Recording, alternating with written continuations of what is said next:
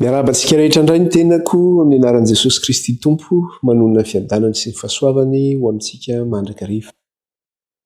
Ohatry ny fitenenao inona ny maresaka ny fitenenana izay dia hoe ao amin'ny Tompo maresaka. Fa mba mifampiarabako kosa antsika tsy izay ihany fa rehefa mifampiarabako antsika dia hoe Maranatha. Dia hoe maninona moa ilay Maranatha dia hoe ho avy Jesosy. Izay ny dikan'ilay hoe Maranatha. Mbola ho avy tsika rehefa hiditra any amin'ny toko 220 antsika miresaka an'izay lesona izay.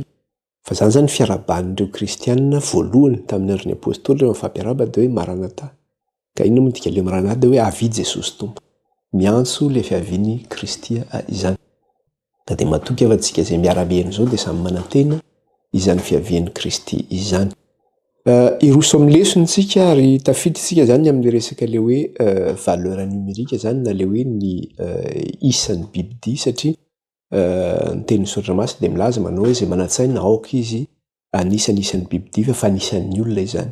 Ka tonga amin'izay indrindra isika ka iverenantsika kely ny zavatra resantsika tamin'ny farany dia iroso amin'izay lesona izay zany tsika miteny ity ka dia manasa antsika raha hiaraka ivavaksika. Jehovah Andriamanitra iray io, raha ny amin'ny alalan'i Jesosy Kristy Tompo ianao, eny miantso inaranao izay amin'izao fotoana izao raha handinika indray sy hianatra ny teninao. Raha io tsy mahefa manao na inona na inona tokoa izay raha tsy mangataka ny fanahinao masina. Ka ao karay ny fanahinao ny irotsaka aminay amin'ny fahafenonay, tanokatra ny fonay sy ny sainay mahataranay ny sitraponao. Ka dia koa dia mitenena aminay indray raha efa voninkaino izay mpanomponao. Mefaindreny izay raha mefa lalàna izay. Ary amasiny izay amin'ny teninao satria ny teninao ny fahamarinana. Eny izay ihany koa izay miara-mivavaka eto dia mpanompo tsy mahasoa ihany ary tsy matoky anatrehanao. Tsy manana fahamarinana dia kely aza. Ka ninona ray fa lemena izay mbola mangejinay. Ninona izay mety mbola ota malaky mahazo anay na izay zavatra mety mbola malatsaka anay. Dia ifonanay aminao zany ankehitriny. Teninao manambara manao hoe lavy ny pitony marina. Ka na lavo ary izay dia mitraka ihany. Satria araka ny teninao hoe elatra ny akaranay tahaka ny voromahery. Dia mangataka aminao izay ray. Na dia teo izany fahalavonay na dia teo izany tsy famendrenay. Dia ifonanay aminao izany ka angatanay famindram-po sy famelan-keloka. Afao izay amin'ny fahalemenay sy ny tsy fahatanterahana rehetra. Raha ianao Kristy manafaka anay amin'izany dia ho afaka izay. Ka aoka Jesosy io, ilay rahanao sosony, anadio sy anasanay hanafaka anay amin'ny tsy fahamarinana rehetra. Ary io ka ilay fanahinao hiasa ao anatinay, hanavao izany, ahafahanay manavao indray ny fahalora-tenanay raha io anatrehanao. Ka dia amasiny izay ho masina anao satria masina ianao. Aoka ny rahanao Jesosy efa nanamarina anay. Ary efa namiditra mpihavanana aminay indray amin'ilay ray tsara indrindra izay any an-danitra. Eny Jehovah Tompony maro, ilay Satana dia manakana amin'ny fahafenona tsy handehanana izao fampianarana izao, indrindrandrindra mikasika an'ity zava-miafina amin'ny mahabibidia azy ity. Ka ilay devoly Satana hoentina manakorotana ny tokantrano, hoentina manakana anay tsy heno ny fampianarana, hoentina manakana izao fampianarana izao tsy handena amin'ny lafininana na amin'ny lafininana. Ilay devoly Satana dia ilay vonona noho ny amin'ny rahan'i Kristy sy amin'ny fofonay tsy manan-kery tsy manam-pahefana aminay na dia kely azy tsy amin'izay voalaza rehetra teo. Ka mahakasika ny fampianarana, mahakasika anay sy ny tokantranony rehetra.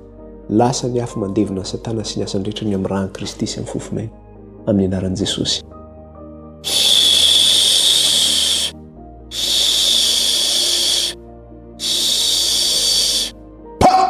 Ravy Satana sy ny asany rehetra ny amin'ny rahan'ny zanak'ondry sy amin'ny fofonay tsy manan-kery tsy manam-pahefana amin'izao fampianarana izao na dia kely ary tsy manan-kery tsy manam-pahefana amin'ny fifandraisanay na dia kely ary tsy manan-kery tsy manam-pahefana amin'ny fahasalamanay na amin'izay mahakasika ny tokantranonay na amin'ny fiainana rehetra na dia kely aza. Efa levy Satana sy ny asany rehetra ny amin'ny rahan'i Kristy sy amin'ny fofonay. Dia raina mandrakizay ny anaranao ray, kalazay ny anaranao, asandratra hiavy ny anaranao ray, hatramin'izao ka ho mandrakizay. Eny raha eo tsaronay mandraka riva ireo izay tsy salama ny tokantrano any. Ao tompo ny voan'ny fibrome na areti-kibo. Ao ny marary maso, ao ny marary tenda, ao ny mikohaka lava, ao ny tazo mahery, ao ny rhumatisme, ao ny aretim-bavony, ao ny tension, ao ny sepotra tompo, sy ny areti-maso izay aretina maro samihafa na aretina an-doha zany. Ninona Jesosy aretina mahazo ny tokantrano na mahazo anay mihaino izao fampianarana izao, ary raha misy aretina tsy voatonony vavanay kanefa voatonona ny tokantrano any dia miteza raha efa nenivavaka ny ianao ka hamindra fo. Ko mandidiny aretina rehetra izay mahazo ny tsiraray avy amin'izao fotoana izao na inona izany ka hivavahana ny tokantrano any na voatonona teo na tsy voatonona dia sitrany izany amin'ny anaran'i Jesosy Tompo sy ny diakapoka taminy. Mandidiny aretina rehetra izay hivavahana amin'izao fotoana izao ka metra tanana na voalaza teto na voalaza tany tokantrano dia sitrany izany amin'ny anaran'i Jesosy Tompo sy ny diakapoka taminy.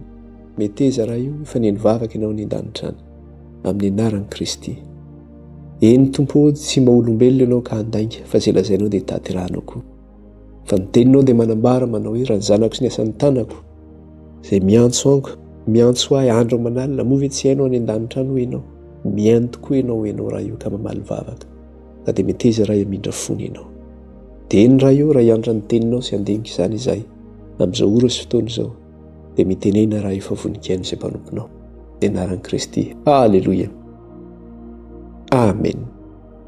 Irosoarintsika ny amin'ny lesona. Raha araka ny lesona resahantsika farany izany dia izay hoe raha ny anaran'ny Biblia izany dia izao hoe mifanaraka amina soratra izany io anaran'ny Biblia io. Satria izay mihitsy ny lazain'le ao amin'ny Apokalipsy raha vakintsika ilay Apokalipsy 7:12 vakintsika kely efa niresahantsika izy iny tamin'ny farany fa averenantsika kely fa tsy maninona mihitsy. Apokalipsy 7:12 azafady. Teny andininy fa 7:12 dia izao no teneniny manao hoe mba tsy hisy azo hividy ozy izy na hivarotra afa-tsy izay manana ny marika dia ny anaran'ny Biblia na anisan'ny anarany. Tsisy mahazo mividy na mivarotra ozy izy afa-tsy izay manana ny marika dia iny io marika io dia hoe ny anaran'ny Biblia ozy izy na ny isan'ny anarany. Izany hoe ilay anaran'ny Biblia io izany dia manana isa io anaran'ny Biblia io, manome isa izany io anaran'ny Biblia io. Dia tenenina izy amin'ny 9:12 indro ny fahendrena aoka izay manan-tsaina anisany isan'ny Biblia fa fanisan'ny olona izany ary 9:100 no isany. Aoka izay manan-tsaina ozy izy indro ny fahendrena aoka izay manan-tsaina anisany isan'ny Biblia fa fanisan'ny olona izany ary 9:100 no isany. Izany hoe le isan'ny Biblia zany dia zao 9:100. Inona io 9:100 io? Ilay lazaina teo amin'ny 7:12 io le isan'ny anaran'ny Biblia zany io 9:100 io. Ka raha nijerisika zany tamin'ny farany nijerisika any amin'ny misy Bible Baiboly Katolika dia mitondra le anarana le Bible Baiboly Katolika manao hoe Alliance Universelle. Dia rehefa vakianao zany amin'ilay Apokalipsy 7:12 dia izao ny lazany anazy io mikasika ilay hoe raha iverenantsika ilay amin'ny Apokalipsy 7:12 vakintsika teo manao hoe indro ny fahendrena aoka izay manan-tsaina anisan'isan'ny Biblia fa fanisan'ny olona izany. Dia ao amin'ilay Alliance Universelle le Baiboly Katolika izy dia miteny an'izao manao hoe ce chiffre correspond au nom d'un homme. Io isa io izy dia mifanaraka amin'ny isan'ny olona anankiray. Zay mihitsy zany ny lazany anazy. Dia any amin'ny Bible atao biara izy na Bible traduction œcuménique de la Bible rehefa miresaka amin'ilay Apokalipsy 7:12 izy. Rehefa miresaka ilay Apokalipsy 7:12 izy verenantsika kely le izy teo. Dia hoy izy manao hoe mba tsy hisy azo hividy na hivarotra izy afa-tsy izay manana ny marika dia ny anaran'ny Biblia na ny isan'ny anarany. Dia eo amin'ilay hoe isan'ny anarany any amin'ilay Baiboly Tob zany na le traduction œcuménique dia misy renvoi eo zany dia misy soratra eo ambany. Dia izao le soratra eo vakiky kely amintsika eto izy. Le chiffre d'un nom était obtenu en additionnant les valeurs numériques attribuées aux lettres qui le constituent. Le isan'ny anarana ozy izy azo rehefa natambatra ozy izy ny isa zay mameno izany anarana izany. Ny isan'ny anarana ozy izy dia azo rehefa natambatra ny isa zay mameno izany anarana izany. Izany hoe lay letra zany an'le anarana na hoe le soratra amin'le anarana dia manome isa. Dia raha ohatra zany le izy mandray ohatra fotsiny sika ohatrany hoe V amin'ny chiffre romain manome 5. L manome 50. Izany hoe le soratra zany dia manome isa zany ny soratra iny. Dia izay no mahatonga azy miteny teo hoe ilay isa azo amin'ny anarana ozy izy rehefa natambatra ozy izy le isan'ny soratra dia manome taremarika zany iny, manome taremarika iny zany ka le lettre manome chiffre zany na le hoe soratra manome isa dia io zany le antsoina hoe gématrie, io le antsoina hoe gématrie. Ka le gématrie io dia zao hoe avy amin'ny teny grika ny gématrie izay nadika hoe géométrie. Ka ilay isan'ny soratra io zany dia zao hoe forme numérologie zany izy io, satria zay zany ny zavatra ho resahantsika eto, resaka hoe forme numérologique zany no resahantsika eto hoe resaka taremarika na resaka hoe isa, satria avy amin'ilay soratra no azahoana ilay isa. Ka izy io zany dia eo amin'ny fandaniana ny soratra masina dia zao ny fandikanany soratra ho isa dia ahafahana zany mahafantatra ny hevitry ny soratra masina, na eo amin'ny ara-tantara izany na eo amin'ny fandikana ny soratra masina mba ahafahana zany mandalina ilay soratra masina.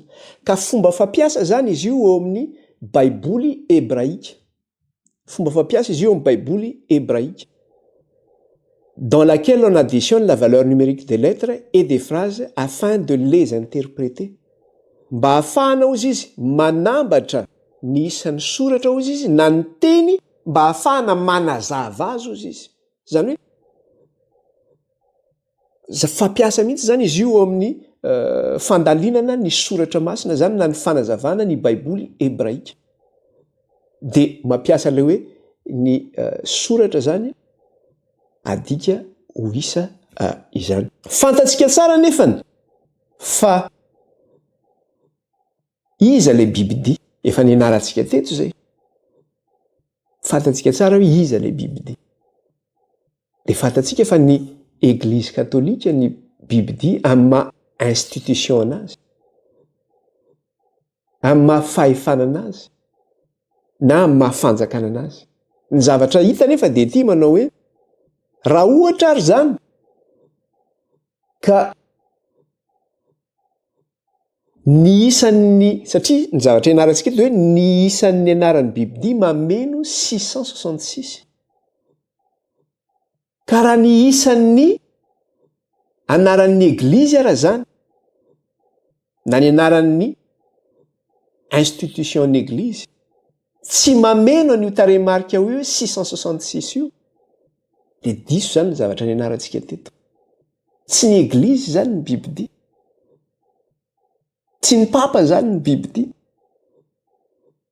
Ka zay zany zavatra mbola tsy feno zay mifanazavatsika ho jerentsika zay hoe mahafeno an'izay tokoa raha ve ny anaran'ny bibidia, mahafeno an'izay tokoa raha ve ny anaran'ny Église na ny anaran'ny papa izany mahafeno an'io 666 io. Dia zay moa voalaza n'ilay teo amin'ilay alliance universelle teo, le baiboly katolika amin'ny teny manambara manao hoe ce chiffre ozy izy correspond au nom d'un homme. Raha miteny zany apokalypsy eto manao hoe le marika ozy izy dia zao ny anaran'ny bibidia na ny isan'ny bibidia ozy izy, ary le anaran'ny bibidia zany manome isa io anaran'ny bibidia io. Dia eo amin'ilay baiboly katolika nefa izy amin'ilay alliance universelle dia teny mihitsy ce chiffre ozy izy correspond au nom d'un homme, mifanaraka amin'ny anaran'olona anankiray ozy izy isa io. Dia zay mihitsy ary mbola teny hoe apokalypsy 3:10-12 raha vakitsika manao hoe indro ny fahendrena aoka izay manantsaina anisan'isan'ny bibidia fa fanisan'ny olona izany ary 900 no isany. Raha manana fahendrena zany ianao dia anisan'isan'ny bibidia fa fanisan'ny olona izany. Dia ho isaitsika zany izy io hoe manahoana tokoa ary zany io isan'ny bibidia io, ary satria izy mifanaraka amin'ilay hoe isan'ny olona. Dia zao hoe ny anaran'ny papa raha ve en tant que chef suprême de l'Église amin'ny mahalehiben'ny Église maneran-tany azy, katolika romanina maneran-tany azy, dia zao hoe mitondra n'io anarana 666 io ve ary ny anaran'ny papa, manome an'io 666 io ary ve ny anaran'ny papa. Kanefa alohan'ny zavatra rehetra dia zao betsaka ny anarana efa miparitaka maneran'izao tontolo izao araka ireo mpandinika manao hoe mameny zany anarana, mame zany hoe isan'ny bibidia 420 zany. Mame anarana maro samihafa zany reo mpandinika sy manam-pahaizana. De raha teo amin'ny tantara ozy izy de be ny anaran'olona manandaza zany eo amin'ny tantara, ka ny anarany de manome 420. Ohatra ny amin'izany ozy izy Antiochus Epiphanes. Iza moa zany Antiochus Epiphanes zany? Fa io le nametavetan'ny tempolo tao Jerosalema, nampidiriny biby maloto tao amin'ny tempolo ny vetavetahiny na sy ny sampy. De ny Makabeo no nandresy anazy zany, ka ny Makabeo no nanadio ny tempolo zay no tany fady zany. De eto moa zany araka ny tantara hoe ny anaran'ny Antiochus Epiphanes ozy izy manome 420. Ny anaran'ny reo barbara ihany koa tamin'ny andron'ny barbara zany, tamin'ny andron'ny empire romane, de ny anaran'ireo koa izy manome 666. Ny protestantisme koa izy manome 666. Ny judaïsme koa izy manome 666. Ny ecuménisme koa manome 666. Ny impérialisme américain manome ihany koa izy 666. Ny banque mondiale ozy izy na ny FMI ihany koa de manome 666. Hitler ihany koa manome 66 na ny nazi, araka leo mpandinika zany. Ny zavatra anankiray nefa de zao, rehefa nanazava antsika mikasika ny bibidia de misy famantarana be dibe mikasika ny bibidia. Fa tsy hoe resaka hoe manome 420 any, ka raha miresaka tsika andreo olona manandaza teo amin'ny tantara reo ka hoe ny anarany nafeno an'izay 666 zay, tsy nafeno ny critère hafa izy zay mahafeno ny bibidia izany. Satria be dibe ny zavatra andresahantsika teto mikasika ny famantarany amin'ny bibidia, kanefa reo voalaza rehetra reo tsy tafiditra tao anatin'izay critère zay, ka na de nafeno le 666 ary ny anarany de tsy azontsika ambara izy hoe bibidia mikasika an'izay. Ary misy anarana ary miverina matetika foana eo amin'ny resaka hoe hypothèse hoe izy no bibidia zany, de hoe Hitler, Néron, le pape, Mahomet, Napoléon, Hélène Goldwait. Hitler fantatsika tsara fa izy no nahatonga ny ady tamin'ny deuxième guerre mondiale, tamin'ny resaka hoe nazisme zany. Néron ndray, Néron de empereur romain izy tamin'ny andron'ny empire romain zany, ary anisan'ny tena namono ny kristianina tamin'izany vanim-potoana zany izy. De meo no milaza hoe Néron koa. Ao milaza ihany koa ny papa ozy izy io. Ao ihany koa milaza Mahomet moa zany ny mpaminan'ny musulman. Ao milaza koa hoe Napoléon ndray empereur frantsay tamin'ny taona faraparan'ny 1800 taty no na empereur anazy. Eo ihany koa Hélène Goldwait, izy moa Hélène Goldwait fa mpaminany vavin'ny adventiste izy io zany. De misy milaza ihany koa hoe reo zany ny tena anisan'ny hoe mahafeno azy ozy izy. Ka raha raisitsika raha reo anaran'ireo fotsiny, raha mitentsika hoe Napoléon, raha iresaka tsika zany le critère Napoléon, ava izy Napoléon, avy eto Frantsa ange Napoléon. Kanefa fantatsika tsara fa ava izy noho ny aviany bibidia. De bibidia de zao, le bibidia de io ihany le voalaza ry amin'ny Daniel miresaka le hoe tandroka kely. Ka rehefa nianaritsika faminaniana teto de hoe ava izy no nivoahan'le tandroka kely. Avan'ny Roma ange no nivoahan'le tandroka kely, avan'ny Roma no nivoahan'ny bibidia zany. Ka raha vao miresaka tsika Napoléon zany, Napoléon avy eto Frantsa no nivoahany, tsy avan'ny Roma, tsy izy zany izy. Miresaka tsika Mahomet nge arabo, avan'ny Moyen-Orient no nivoahany zany, tsy izy koa izy zany. Hélène Goldwait, tsy izy koa Hélène Goldwait satria américaine Hélène Goldwait avy any États-Unis no nipotrahany, sady vehivavy rahateo izy. De ao no milaza hoe Néron, de mety Néron zany izy satria Néron de zao avan'ny Roma, empereur romain i Néron. Kanefa raha milaza ianao hoe Néron le bibidia, Néron nge efa maty amin'izao fotoana zao fa tsy velona intsony.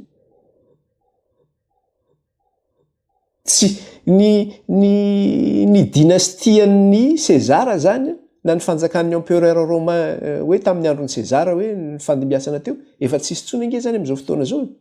Donc tsy Néron mihitsy zany. Na de manome 420 ara le isan'ny anarany. Fa averiko tsara le izy manao hoe iza zany ny toerana ivoahan'ny bibidia.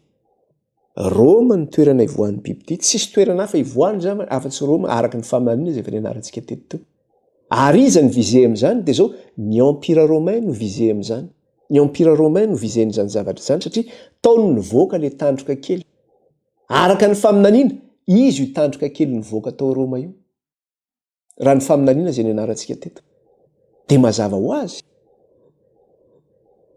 Fa ny institution-ny église le tandroka kely nivoaka tao Roma izay représenten'ny papa. Iza zany le tandroka kely? Ny institution-ny église izay soloan'ny papa tena no nivoaka avy tao Roma io. Io zany le tandroka kely io. Ka io le bibidio izay nianarantsika teto. Dia maneho ny église catholique en tant qu'institution izay représenten'ny papa izany. Ka araka ny fantatsika dia zao le tandroka kely eny amin'ny Daniel ihany no bibidia aty amin'ny apokalipsy. Ary ilay bibidia dia maneho inona ny bibidia dia maneho empire. Fantatsika tsara fa rehefa nianjera ny empire romain dia zao inona ny zavatra mbola hitantsika aty amin'ilay ratsan-tongotra.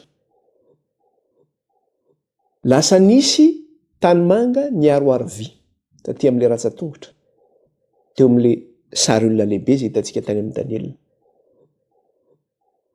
Fantatsika tsara fa ny église no nandimby ny empire romain. Zany hoe rehefa nianjera daholo zany Sezara rehetra. Dia zao izy no nandimby anazy, izy no nandray an'ilay empire. Ny église no nandray an'ilay empire. Izy indray zany lasa nitondra ny rainina an'ilay empire. Satria nahoana? Rehefa manazava izy ilay ary amin'ny Daniel na tany amin'ny apokalipsy dia zao le bibidia manana inona? Manana tandroka folo le bibidia. Ary hitantsika fa nisy tandroka kely nipoitra tao amin'le bibidia. Le bibidia faefatra io le any amin'ny Daniel ny resahana. Le bibidia faefatra mahatsiravana any amin'ny Daniel. Dia manana tandroka folo io bibidia io. Dia nisy tandroka kely nipoitra hozy izy tamin'ny tandroka folo io ary nanjera tandroka telo. Izy io tandroka kely nipoitra nanjera tandroka kely io dia ny église io. Ny fahefan'ny papa io. Dia rehefa nanjera tandroka kely izy dia zao nanana teny vava miopapana hozy izy. Ny teny ratsy izy. Ny avo indrindra. Ny teny ratsy izy. Azafady, ny teny ratsy ny avo indrindra izy. Namono ny olo-maso ny avo indrindra izy. Nanova fotoana sy lalàna izy.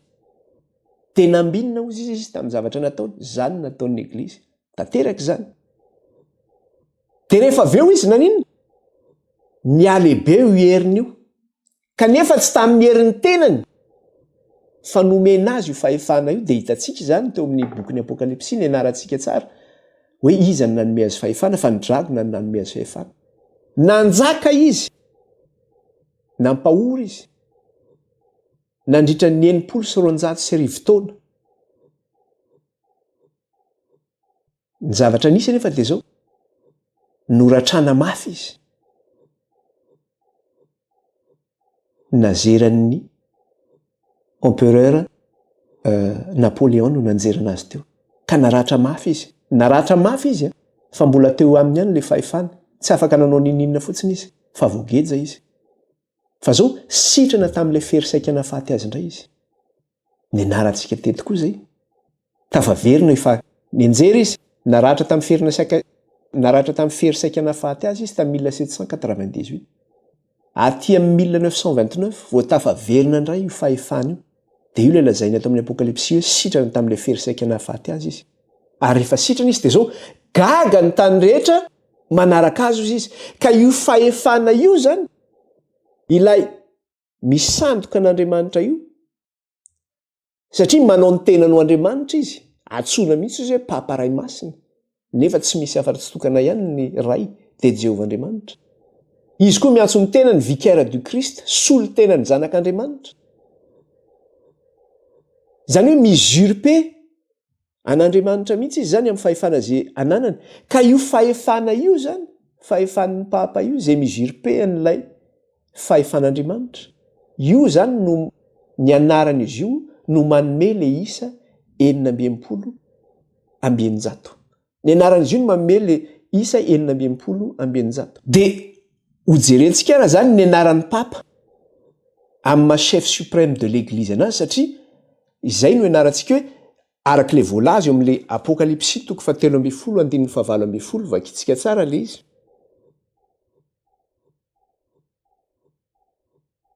Ahoana izy vakitsika aloha ny 17 mba tsy hisy azo vidina ivarotra fa tsy izay manana ny marika izy dia ny anaran'ny Biblia anisan'ny anarany. Inona le marika zany? Le marika ny Biblia dia hoe ny anaran'ny Biblia anisan'ny anarany. Izany hoe ilay anaran'ny Biblia io zany manome isa izy io. Dia izay no tenenina eto amin'ny 19 indro ny fahendrena aoka izay manantsaina anisany isan'ny Biblia fa fanisan'ny olona izany ary 420 no isany. Firy ny isan'ny Biblia fa nisan'ny olona izy zany ary 420 no isany. Zany hoe io 420 io zany le isan'ny anarany io ka ho jerentsika ary zany hoe ny anarana hoentin'ny papa amin'ny chef suprême de l'église anazy move manome an'izay isa 420 io zay sa tsy manome izany satria io zany ny dernière pièce manquante du puzzle. Raha manao puzzle zany tsika leo manapatambatra ohatra hoe misy sary le miparitaka reny zany dia mbola tsika ohatra sary nizy ary ty sary ty fa rehefa atambatra hoe ny alafany zany dia ohatsy ny manome an'ity sary ty kely izy dia izay mihitsy le izy. Io isa ny anarany io zany pièce manquante mbola tsy ananantsika izy io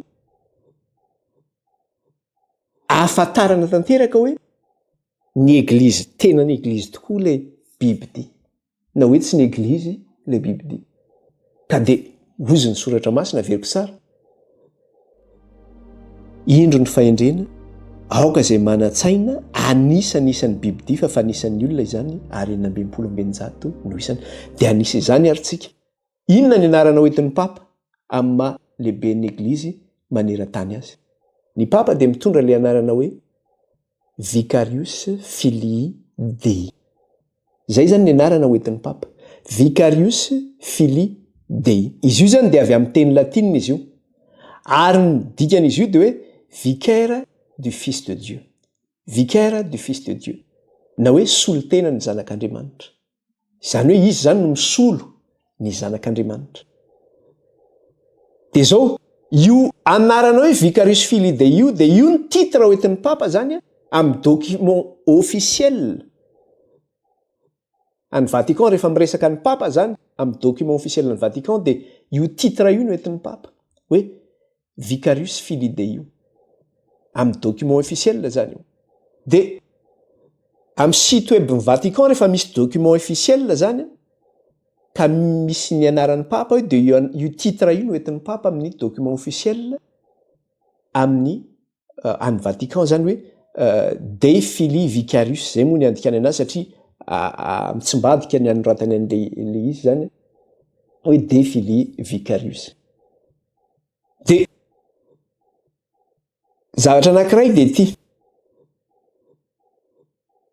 manao hoe raha mijery sika veriko tsara le izy manana site ny Vatican. Ny site ny Vatican dia www.vatican.va. dia zay ny site officiel ny Vatican zay. Dia rehefa misy document officiel mivoaka zany io dia ny titre officiel miresaka amin'ny papa amin'le document dia miresaka ny hoe Vicarius Filii Dei. Dia za moa eto manana zany misy capture d'image eto ny amin'le site officiel ny Vatican. Izy ty efa des années izy ty angamba efa 20 taona angambany izy ty no nakanan'izy ty. Dia alefako amintsika eto tany izy dia ahitantsika an'le izy satria amin'ny teny latinina le izy dia hita eo le titre ny papa zany misoratra eo amin'le document officiel amin'le sary izay alefako amintsika eto. Dia raha ohatra koa tsika mijery amin'ny site ny Vatican amin'izao fotoana izao dia mba mijerentsika ka raha mahita document officiel tsika ka miresaka ny papa dia jereo fa io titre io no hoentin'ny papa zany raha ao anatin'ny document officiel. Io zany tsy vitan'ny resaka hoe titre hoentin'ny papa amin'ny document officiel fa rehefa manao sini koa zany ny papa dia io anarana io ny anaovan'ny papa soni. Tsy hoe ny papa manokana anankiray fa ny papa rehetra izay mifandimby ny papa rehetra zay mifandimby ka manao sonizy de zao hoe io anarana io hoe Vicarius Filii Dei io ny anaovany soni amin'ny mahasolo tenany zanak'Andriamanitra azy. De ozy tsika hoe mety mamorona am'zany, tsy mamorona mihitsy am'zany. Fa ny pretra, raha anontanianareo ny pretra de afaka manamarina an'izany. Ary nisy pretra anankiray ary, nisy émission radio zay tao Madagasikara, tsy haiko raha mbola misy izy amin'izao fotoana izao na tsisy, le hoe radio Don Bosco io. De nisy mopera anankiray zay ao, rehefa misy émission zay tao amin'le radio manao hoe ono a mopera, mimetraka amin'le fanontaniana amin'le mopera zany ny olona. De nisy mpivavaka katolika nanontany tamin'le mopera, ono mopera, amin'ny sonian'ny papa manana an'izay titre zay ve ny papa ozy izy le olona zany hoe Vicarius Filii Dei. De io mopera io mihitsy no teny manao oui, amin'ny sonian'ny papa ozy izy de misy an'io signature io ary ny papa rehetra mitondra an'io signature io hoe Vicarius Filii Dei io. Ka le Vicarius Filii Dei io de teny latinina zany izy io, fa avy amin'ny teny grika no niaviana izy io, satria le teny grika hoe lateinos no nazahoana le hoe teny latinina, Ka raha miresaka ity anarany ity tsika hoe Vicarius Dei ity zany hoe avy amin'ny teny latinina izy ity, de maneho an'le fanjakana faefatra zany io, maneho an'le fanjakana faefatra, le voalazan'i Daniel, le hoe biby mahatsiravina izy a, manana tandroka 10 ary nisy tandroka kely nipotra teo aminy izy nanjera tandroka 3 ary tandroka kely io izy de zao lasa nialehibe izy ary lasa natanjaka tena natanjaka izy. Ary ny fahefana zay teo ananany izy de tsy avy amin'ny herin'ny tenany fa nomena azy zany fahefana zany. Ka eto zany tsika de miresaka le fanjakana faefatra, satria nahoana le fanjakan'le tandroka kely de mitohy ihany amin'le fahefan'ilay bibidia faefatra izany. De aty amin'ny apokalipsy moa izy lazainy hoe bibidia, tonga de bibidia fotsiny ny ilazany anazy. Ka raha vao miresaka tsika le fanjakana faefatra de inona ny resahana am'izay? Miresaka ny fanjakana romanina tsika zany. Miresaka ny fanjakana romanina. De satria ity faminaniana zay nomenan'ny jaune ity de nomenan'ny jaune tamin'ny andron'ny fotoanan'ny jentilisa. Ary ny toerana izay nisy jaune de teo ambanin'ny fahefan'ny empira romanina. De mazava ho azy raha ny adresena amin'ny vahoaka tamin'izany vanim-potoana zany ity teny ity izay eo ambanin'ny fahefan'ny empira romanina. De mazava ho azy fa ny vahoaka anatin'izay empira romanina zay de firenena vahoaka cosmopolita zany hoe misy jentilisa ao, misy kristianina ao, misy karazan'olona maro samihafa zany ao anatin'izay zavatra zay. Ka normal be zany raha ohatra ka amin'ny teny latinina no maninona no ampiasaina eto, satria io ny langue officielle zany ny empire romain. Normal be zany raha teny latinina ny resahana eto. Ohatra hoe miresaka tsika hoe Vicarius Filii Dei, teny latinina nge zany, satria zay ny teny officielle ny empire romain. De normal be raha ny église katolika zany maninona miteny latinina ny église, satria zay le lovainy amin'le empire romain. De normal koa raha ny anaran'ny bibidia zay hoentina eto zany de zao avy amin'ny teny latinina koa no andikanana azy, satria ao anatin'le empire romain izy ary ny anarany de amin'ny teny latinina Vicarius Filii Dei. Normal be zany zay. Na de teo aza nandikanany soratra masina hoe ny testamenta taloha tamin'ny teny hebreo, ny testamenta vaovao tamin'ny teny grika, fa maninona ty anarany ity no amin'ny teny latinina? De normal be hoy aho, averiko tsara. Satria ao anatin'le empire romain izy ary izy mihitsy ny mbola lehiben'le empire romain. Ary nolovainy tao amin'ny empire romain izay fomba fiteny zay hoe teny latinina, langue officielle ny romanina. De ny église koa maninona? Ny église koa, jereo tsara fa rehefa manao culte ao am-piangonana fa matetika ange iteny latina io miverina foana ao am-piangonany. Amin'ny maha-katolika zany, za katolika ihany fa ino malala an'izany fa tsy mamorona an'izany ho antsika katolika amin'izao fotoana izao mbola enitsika ao anatin'ny eglizy zany zavatra izany. Karaha ho adikantsika ary zany ilay titran'ilay papa, ilay anaran'ny papa zay hoentiny eo amin'ny document officiel, le hoe Vicarius Filii Dei. De normal be zany raha amin'ny chiffre romain ny andikanana azy io, légitime zany zay zavatra zay, normal be raha amin'ny chiffre romain ny andikanana azy io, satria le anarana dia zao teny latina le izy. De ho adikantsika ary zany le anarana hoe Vicarius Filii Dei amin'ny chiffre romain ny andikantsika anazy. De zao ny amin'ny teny latina ny lettre U na ny soratra U zany dia tsy misy, fa ny V no mireprésente anazy, ny V no manolo anazy. Tany am-boalohany averiko tsara, tany am-boalohany ny lettre U tsy misy amin'ny teny latina, fa ny V no manolo anazy. Izany hoe ny lettre U zany sy ny lettre V dia iray ihany eo amin'ny alphabet zareo. Iray ihany. Zany hoe ny valeuran'ny U sy ny valeuran'ny V zany dia mitovy eo amin'ny chiffre romain. Mitovy ny dikany fa tsy samy hafa. De ho jerentsika ary zany satria hozy izy manao hoe indro ny fahendrena, aoka izay manan-tsaina anisan'ny biby diva fa anisan'ny olona izany, dia anisana azy io ary zany tsika. Ho isaitsika zany le hoe Vicarius Filii Dei. De zao ho adikantsika aloha le Vicarius. Vicarius V I C A R I V S. V zany ny fanoratra anazy fa le valeuran'le U sy ny V mitovy ihany, satria izay ny fanoratra azy amin'ny teny latina izany. Ohatran'ny hoe Vicarius, fa Vicarius ny fanonana azy zany.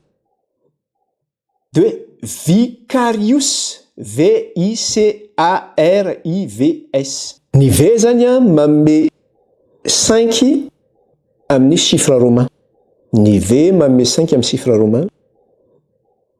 Ny I manome 1 amin'ny chiffre romain. Ny C manome 100 amin'ny chiffre romain. Ny A manome 0 amin'ny chiffre romain. Ny R manome 0 ihany koa. Ny I araka ny hitantsika teo manome 1. Ny V na ny U satria lettre ray ihany ireo amin'ny chiffre romain, amin'ny lettre romain dia zao ny V na ny U manome 5. Ny S manome 0. Ny S manome 0.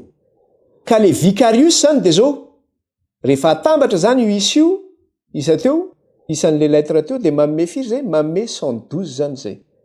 Manome 112. Rehefa atambatra zany zay isan'le anarana teo zay dia manome 112. Ho jerentsika indray ary le phrase manaraka amin'le anarana, le hoe Filii. Le Filii zao ny fanoratra anazy F I L I de ampiana I. Zany hoe misy I anankiroa zany amin'ny farany, Filii. De zao indray ary ny dikan'le F zany. Ny F amin'ny chiffre romain manome 0. Ny I manome 1. Ny L manome 50.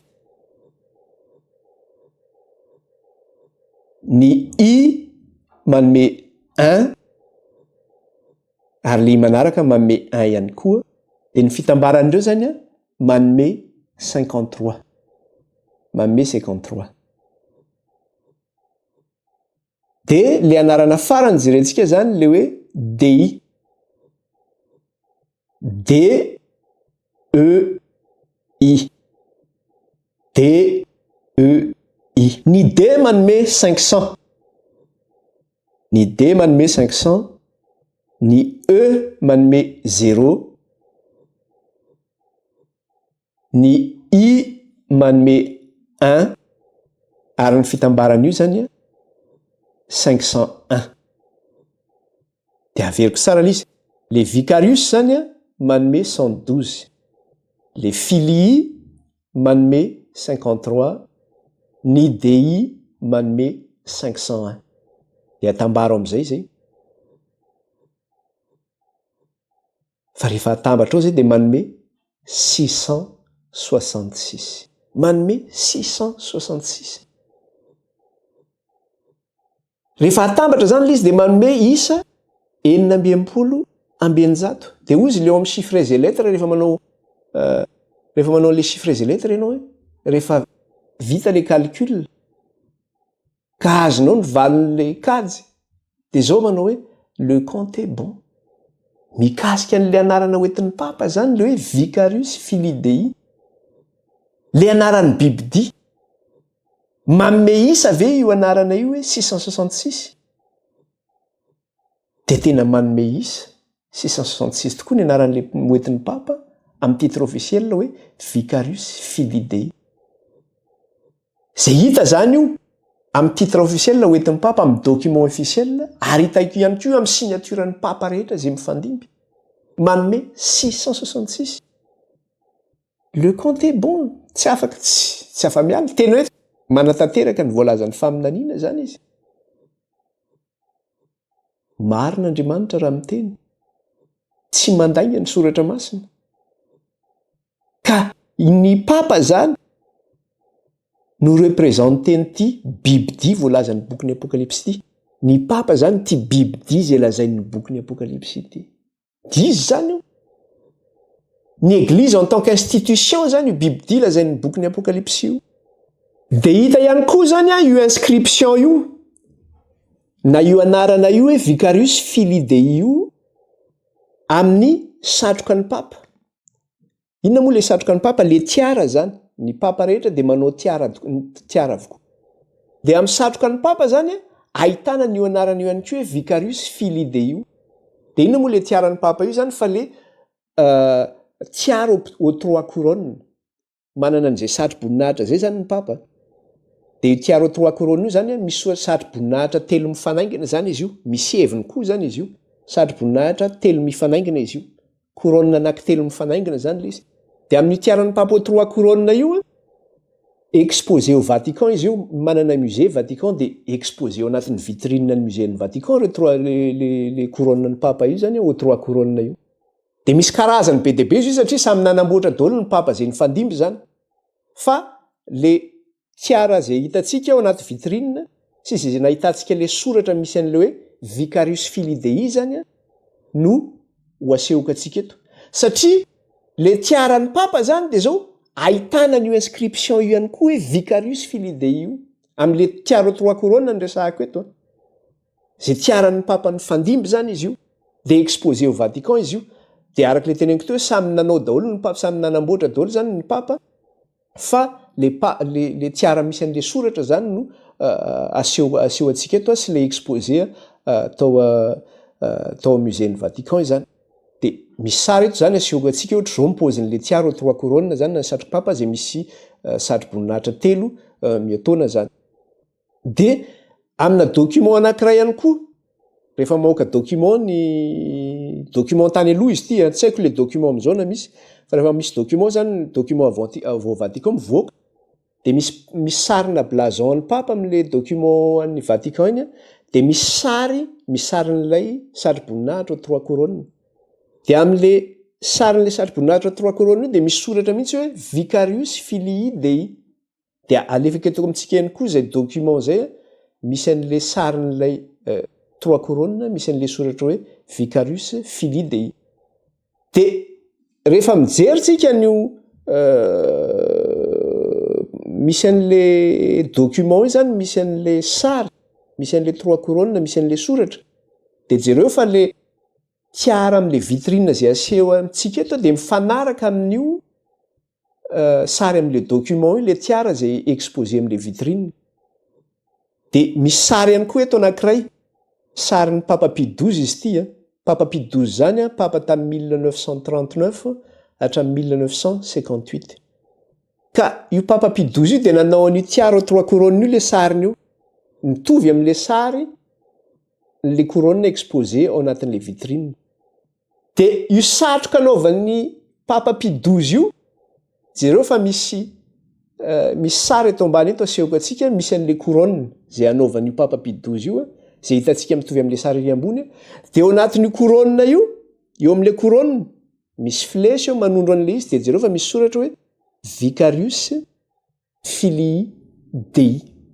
Misy soratra hoe Vicarius Filii Dei. Hitantsika zany hoe mitongona misy zany io zavatra io, hoe tena titre hoentin'ny Papa io. Ahita ihany koa zany amin'ny satroky ny Papa.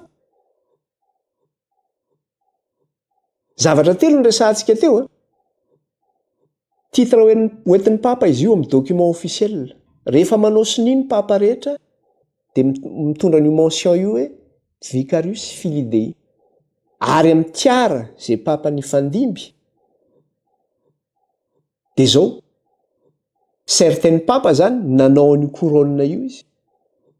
De hita amin'ny satrokany am'le tiara surmonté de 3 couronnes zany, hitantsika eo le soratra hoe inscription hoe Vicarius Filii Dei izany. Izay zany no mikasika an'iny fa tsy ho lava resaka tsika any amin'iny fa ny zavatra fantatra de zao manao hoe le anaran'ny Papa na le titre hoentiny amin'ny maha chef suprême de l'église anazy manao hoe Vicarius Filii Dei. De rehefa natao ny gématrian'io anaran'ny Papa io, nadika tamin'ny chiffre romain, de nanome 666. Nanome 666. Zany hoe nanome an'izay taremarika 712 zay nisan'ny anaran'ny Papa. De araka le tentsika teo, le compte est bon. Ny anaran'ny Papa zany de manome 712. Marina ny voalazan'ny faminaniana mikasika an'le tandroka kely hoe iza lay biby dia. Marina voalazan'ny faminaniana mikasika le tandroka kely, mikasika le biby dia hoe iza io tandroka kely io ary iza le biby dia. Tsy izy zany fa ny église en tant qu'institution, ny église catholique izay représenten'ny Papa de izay chef suprême de l'église. De raha mijeritsika zany ara-tantara no jerevantsika eto raha miresaka ny Papa, satria izay mihitsy le izy hoe ny fanjakan'ny Papa zay nifandimby zany de io zany ny antsoina hoe fanjakan'ny biby dia. Io zany tsy miteny hoe Papa manokana hoe ty Papa ty na hoe Papa tamin'ny taona zao fa ny Papa rehetra zay nifandimby. Ny fahefan'ny Papa rehetra zay nifandimby, satria ny fahefan'ny église no resahana eto, de ny Papa rehetra zay nifandimby mitondra ny fahefan'ny église, de ny Papa rehetra zay nifandimby zany, izy zany no biby dia. Satria izy no mitondra ny institution'ny église. De raha mijery fotsiny tsika zany hoe depuis 1929 hatramina hasitranan'ny ferisakana faty azy tamin'ny 1929 mandra-pahatonga amintsika amin'izao fotoana zao, de iza daholo ireo Papa nifandimby. Raha ijery kely tsika zany ireo Papa nifandimby nanomboka tamin'ny 1929. 1929 à 1939 Papa Pie XI no nitondra. 1939 à 1958 Papa Pie XII no nitondra. 1958 hatramin'ny 1963 Papa Pie XXIII no nitondra. 1963 à 1978 Paul VI no nitondra. Tamin'ny 1978 de fantatsika fa Jean Paul Ier no nitondra, ary ny fotoana zay nitondrany de ray volana monja. Araky ny hitantsika teo amin'ny bakazy kainy moa zany. Ny Papa Jean Paul II no nandimby azy tamin'ny 1978 hatramin'ny 2005 nafaty azy, ary ny papa Benoît XVI no nandimby azy 2005 hatramin'ny 2013. Papa François indray 2013 à 2025 satria maty izy tamin'ny 2025, ary nandimby azy amin'izao fotoana izao ny papa zany zay iainantsika amin'izao fotoana zao, izay bibidia zany amin'izao fotoana zao, de papa Léon 14 zany ny papa misy amin'izao fotoana zao, zay lany tamin'ny 2025 hatramin'izao andro iainantsika zao. Ka ny eglizy moa de miteny manao hoe ny papa voalohany eo amin'ny tantara izy satria zay nametrahan'ny eglizy anazy, de hoe ny apôstôly Pierre ny papa voalohany. De zao zany tsika papa Léon 14 ka hatramin'ny apôstôly Pétera izy ka hatramin'ny papa Léon 14 zany, de on est dans nous vivons dans l'époque du 267e pape de l'histoire. Zany hoe ty papa Léon 14 ty zany io de papa 267e Léon 14. Amin'ny épokan'ny papa Léon 14 zany tsika amin'izao fotoana izao 267e pape de l'histoire. De io fahefan'ny papa io de zao maritra hatramin'ny farany io, mandra-piavin'ny Kristy eny amin'ny rano lanitra. Mbola tsy fantatra ho vino Kristy no avy, fa io fanjakan'ny papa io zany tsy ho rava mandrak'izay io. Ny papa mety maty fa ny fanjakany mitoetra, ny papa misolo foana zany. Ka mandra-piavin'ny Kristy eny amin'ny rano lanitra zany de zao mitoetra io fanjakan'ny papa io, ka rehefa tonga Kristy zay vao mianjera io fanjakan'ny papa io. De vokatra an'izay ilay bibidia faharoa zay niresahantsika maneho an'ny fanjakana Amerikanina, satria izy miasa ho an'ilay bibidia voalohany, miasa ho an'ny papa, miasa ho an'ny eglizy. De zao anamafy izy ny fanenjehana mba handraisan'ny olona ny marika an'io bibidia io. Anamafy ny fanenjehana zany izy, ampandraisana ny olona ny marika an'io bibidia io amin'ny fotom-pampianaran'ny eglizy sy amin'ny fahefan'ny eglizy. Ka amin'ny alalan'ny fahefan'ny fanjakana Amerikanina de hiasa izy ara-tafika, zany hoe militairement, hiasa izy ara-ekonomika, hiasa ihany koa izy ara-politika, hiasa ihany koa izy amin'ny resaka ara-politika. Ary efa miasa moa izy amin'izao fotoana izao, hitantsika zany amin'ny efa niresahantsika teo ny amin'ny fahefan'ny Amerikanina amin'ny resaka hoe embargo, resaka hoe import sy export. Izy zany manapaka an'izay, manao an'ileo tsy mahazo mividy, tsy mahazo mivarotra. Izy mampiakatra le taxe douanière. Io zao frantsay vao lingilingy farany teo inona zavatra nataon'ny frantsay, satria ny Amerikanina miteny manao hoe ho alainay ozy izy Groenland. Groenland nefa zany île ngezabe anankiray zay terre de glace zany, ka any Danemark izy io. De ozy ny Amerikanina ho alainay ozy izy io fa pour la sécurité nationale. De nivondrona ny firenena Européanina nanohatra ny Amerikanina zany hoe mba tsy hakan'ny Amerikanina azy. De tezitra be ny président Amerikanina Trump, de ozy izy mantsy satria ny frantsay ny lohan-daharana tao. De ho an'ireo firenena ho anareo izy izy, de nitsanganareo hanohatra aho izy de zao ho ampiakariko ny taxe tanareo. Na de efa négocier tamiko ary nareo tany aloha hoe 15% ny anareo, miakatra ny anareo, mahamay nareo, mangovotra daholy ny mpanao exportation rehetrarehetra makany États-Unis, ny eto Frantsa, satria manana financiera ho an'ny mpandraraha eto Frantsa zany izy io. De rehefa miakatra ny taxe de sahirana daholo, maty ny ekonomia. De eo zany zany. Zay izy hoe raha vao milingilingy ianao de mahazo nareo, mianatra milingilingy anohatra, zao ny mahazo anareo. Izy zany miasa izy ara-tafika, miasa izy araka ekonomika, miasa izy ara-politika amin'ny resaka hoe diplomatie sy ny sisa sy ny sisa. Zay ny asan'ny Amerikanina. Fa i Vatican kosa de hiasa indray izy amin'ny resaka ara-moraly sy ara-pivavahana, ary amin'ny endrika miafina ny tena isany amin'izy io. Miasa izy amin'ny resaka moraly sy ara-pivavahana ary amin'ny endrika miafina no tena iasana izy io izany. Ka ny zavatra misy de zao manao hoe vatikao miasa amin'ny endrika miafina ary subtile ny anaovany azy. Izy amin'ny resaka ohatrany hoe miresaka fiadanana izy, miantso filaminana izy, mandamina ny resaka hoe ady sy ny sisa. Izy zany tsy miditra amin'ny resaka gera mihitsy, fa izy ny manao ny sale boulot derrière. Satria tamin'ny andro taloha de izy ny sady manao ara-pivavahana izy no manao iny mampiasa an'ilay fampiororona sy fampijaliana.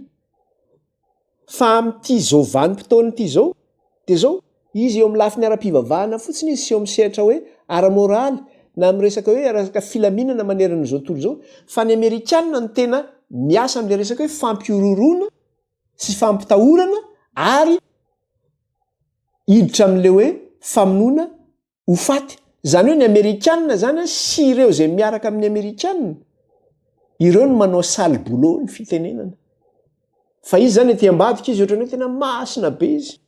Fa ny ariariana nefa ny bibidia faharoa no tena manao ny asa zany, manao le sale boulot ny fitenenana, resaka peine de mort ho an'ireo zay tsy miankohaka amin'ilay bibidia voalohany. De hitantsika io resaka peine de mort io fa amin'ny endrika be dia be nisehoana izy io.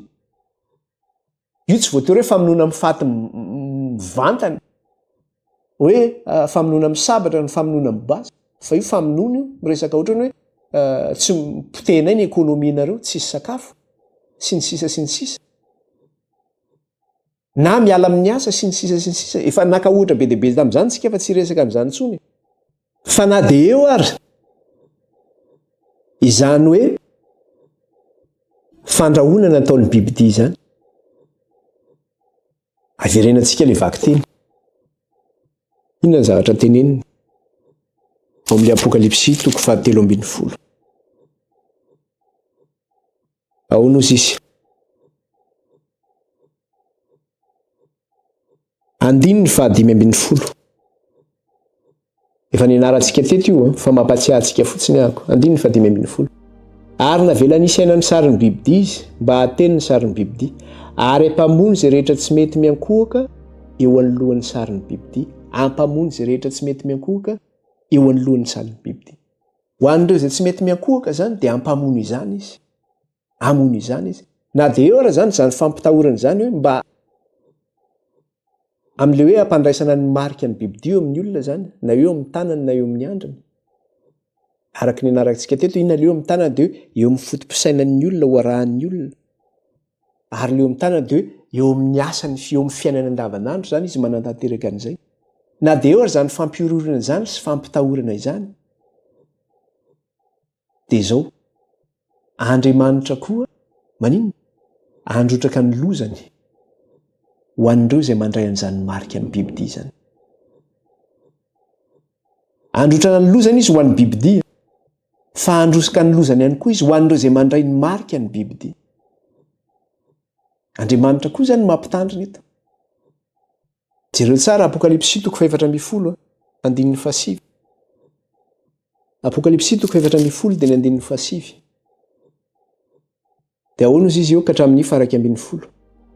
Ary nisy iray koa dia anjely fahatelo no nanaraka ireny ka nanao tamin'ny feo mahery hoe, raha misy miankohaka eo alohan'ny bibidia sy ny sariny ka mandray ny marika eo amin'ny andriny na amin'ny tanany, dia izy koa nisotro ny divay ny fahatezeran'Andriamanitra izay nahidina tao anatin'ny kapoky ny fahatezerany tsy miaroaro zavatra, sady ampijaliana amin'ny afo sy ny solofary eo anatrehan'ny anjely masina sy eo anatrehan'ny zanak'onja izy. Ary nisetroky ny fijaliana dia miakatra mandrakizay ary tsy manam-pitsarana na andro na alina izay miankohaka eo alohan'ny bibidia sy ny sariny na izay mandray ny mariky ny anarany. Dia eo amin'ilay andininy 10 izy, amin'ny 7 tapany faharoa dia miteny, raha misy miankohaka eo alohan'ny bibidia sy ny sariny ka mandray marika eo amin'ny andriny na eo amin'ny tanany, dia izy koa nisotro ny fahatezeran'Andriamanitra.